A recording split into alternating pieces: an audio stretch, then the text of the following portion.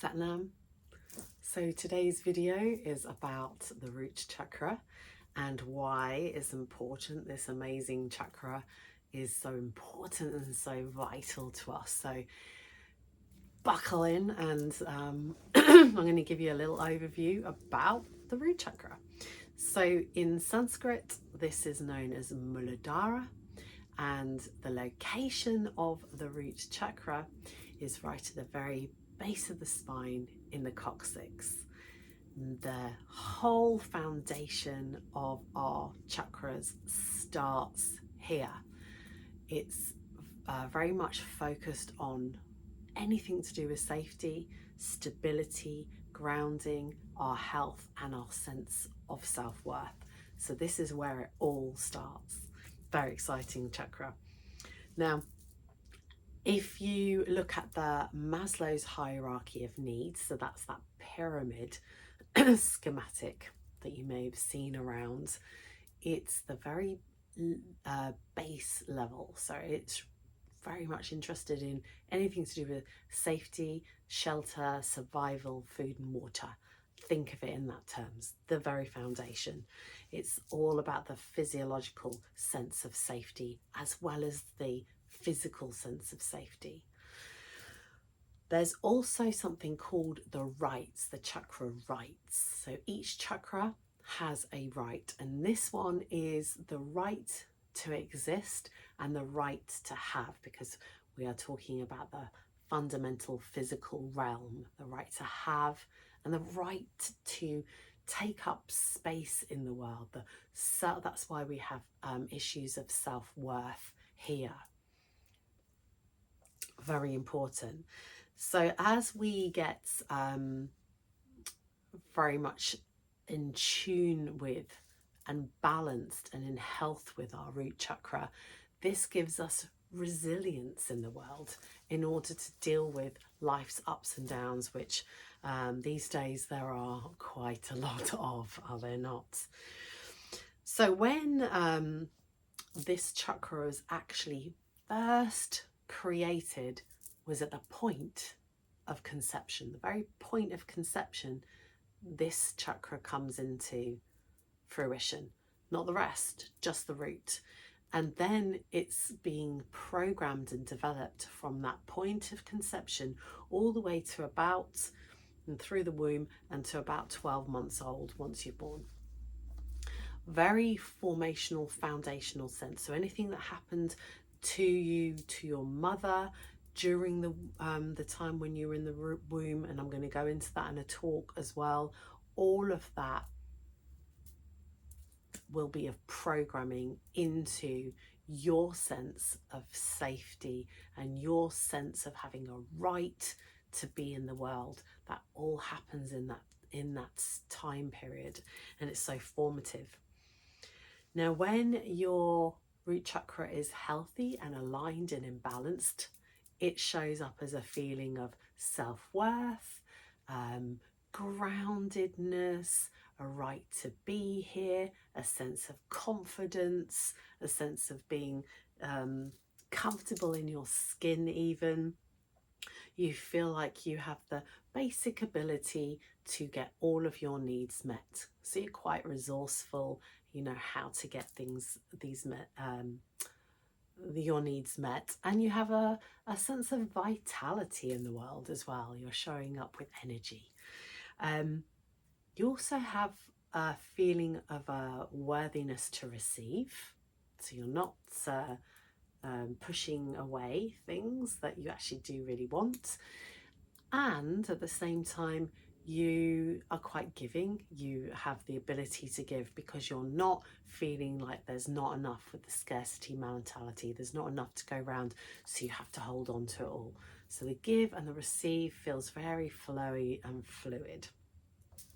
Now, conversely, if it's imbalanced, it will either be deficient, so not quite fully into itself, or excessive. And these show up in different sorts of ways. So when it's excessive, you may be a little bit overly attached to possessions. You may be a hoarder. You may be a bit greedy. very focused on material items, material things. It's a very, also you can be quite controlling, you have fear of a change, and you want everything to kind of stay the same, because you're very hyperly focused on security and survival and safety, and there's quite a lot of anxiety driven with that. Conversely, if you are deficient, now you may feel a bit ungrounded, a bit spacey, a bit lacking in any kind of follow through and discipline. So it might be hard to get yourself motivated, for example. You'll have a poor self-image, and avoid responsibilities. You might also doubt your right to exist, and you may find it difficult to carry out self-care activities. Now, in every single chakra, we may have some areas where we're deficient and some areas where we're in excess. So it's not always that we're only deficient, or we're only excess or balanced. So I'm just giving you examples of how it shows up excessively and how it shows up deficiently, and then you can feel where you sit in any area of your life along that spectrum. There's also physical manifestations to imbalances. So Muladhara rules everything from like down underneath the hips downwards, typically. So if you have any issues with your feet, or you have bunions, or you have tight calves, always problem with calves, problems with knees, yeah, a lot of us have problems with our knees, thighs, a lot of leg pain, neuropathy, all of anything to do with lower back as well. The lower back really connects into finances. If you look into Louise Hay's work, for example, that's Hayes, or is it with a Hays? One of the two. Problems with constipation, so that also is going to be tied into the root chakra. And then weight issues. Now that can either be an excess of weight, or it can be a very underweight. Both of these will be root chakra. And fatigue. Fatigue is a big one, like really sluggish. So how do we balance the root chakra? Well, everything in these classes is going to be focused on balancing the root. It's all about coming into our body. That's the very, very foundation. It's really, really, really what I'm so passionate about making us do, bringing us into every aspect of our body, every cell of our body. So asana practices, yoga, tai chi, grounding practices, getting out in nature.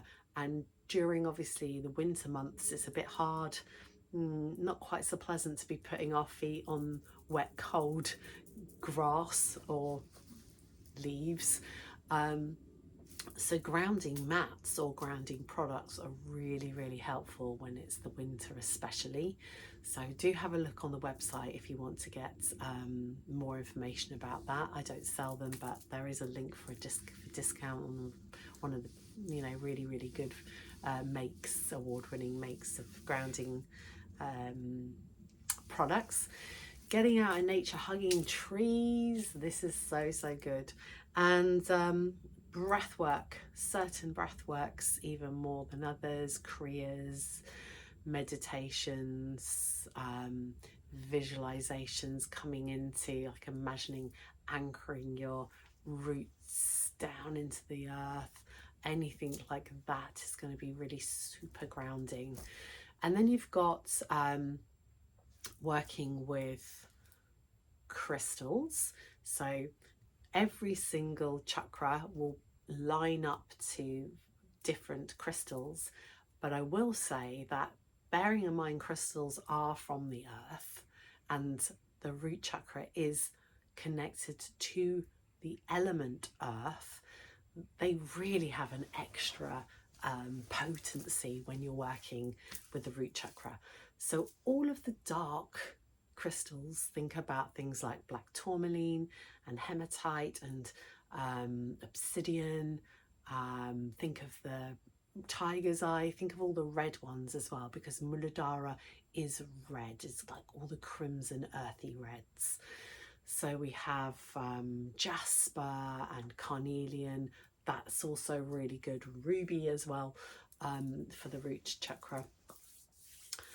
Then we have essential oils, which is why I do an oil blend for each term. So for the essential oils for the root, there's many, but for example, vetiver and black pepper, cedarwood, patchouli, they're really nice, grounding, earthy, natural essential oils. What else have we got? So foods as well. So think about all the really super nourishing foods. We're going into a great time of year to be working on the root chakra actually. So anything that comes from the earth, all the parsnips and turnips and carrots and all of those kind of rooty vegetables, turmeric and ginger as well, they're really super nourishing. Any grounding proteins as well. So meat, if you're a meat eater, meats would come into those foods that are supportive to the root. And then what else have we got? Anything that's red, again, because Muladhara is red. Wearing red, using red around you, all the variation of colours of reds. Because so if you say to yourself, I'm not a red person, I don't like the colour reds, probably means that you need to work with red, but there will be a shade that you will find more palatable than another. So play around with them. They're all really, really helpful. So what else have we got to tell you? Yeah, with the crystals, I forgot to say, when you're working with the crystals, wear them. You can wear them as your bracelets or necklaces. You can just hold them. I really, really love to meditate with my black tourmaline crystal pyramid, and oh my goodness, I can actually almost feel it drawing stuff out of me. Is a really good one. You can put them around your bed. You can actually get grounding crystals that you can put on all corners of your bed. That's really nice. And have one under your pillow is another good thing to do. But yeah, a whole point of working on this amazing foundational chakras, if you're stressed, if you're feeling ungrounded, if you're feeling like things are not lining up for you financially or with your home, with your business, with anything, with your sense of worth and the sense of purpose, this is time to now focus on you, get the foundation right, start working on your root chakra, because it really will open up so much for you. And I'm very excited to go on this journey with you, lead you through, and see what unfolds. Thank you, Satnam.